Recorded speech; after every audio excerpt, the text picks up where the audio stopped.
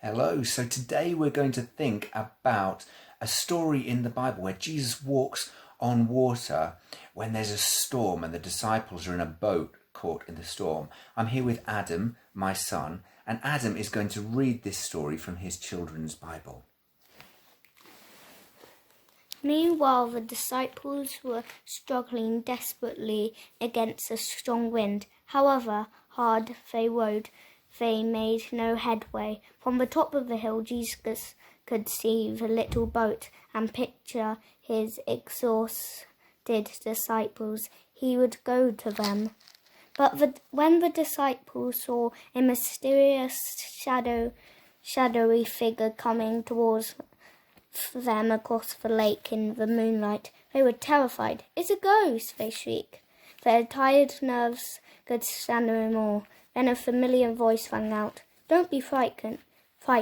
I'm coming to help you." They could not believe it. "If it's really you," Peter called back, "tell me to come to you." "All right, Peter," Jesus answered. "Come on." Peter climbed over the side of the boat and began to walk towards Jesus on top of the water. Suddenly he felt a strong gust of wind catch him, and he looked down at the swirling waves. In the moment of panic, he began to sink.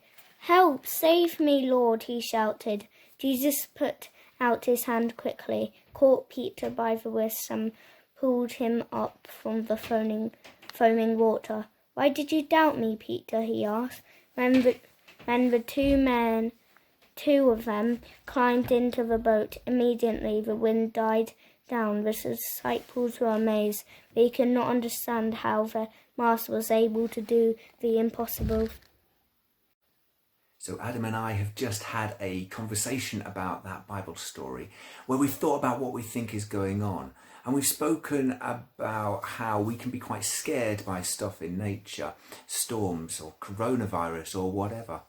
And we've spoken about how Jesus walks over the storm because Jesus is God. And so Jesus created everything and he rules over everything. So when we're scared, we can look towards Jesus like Peter did. And if we don't look down at the stuff that scares us, we can follow Jesus.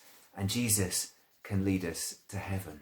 So what Adam's doing now is he's writing some prayers and drawing some pictures on a piece of paper. All about that. He's writing prayers about things that scare him. He's writing down prayers that other people wouldn't be scared by, things like coronavirus. And he's writing prayers that people would believe in God. Okay, so Adam has written his prayers and drawn his pictures on his piece of paper. What we're going to do with that piece of paper now is to make a paper boat.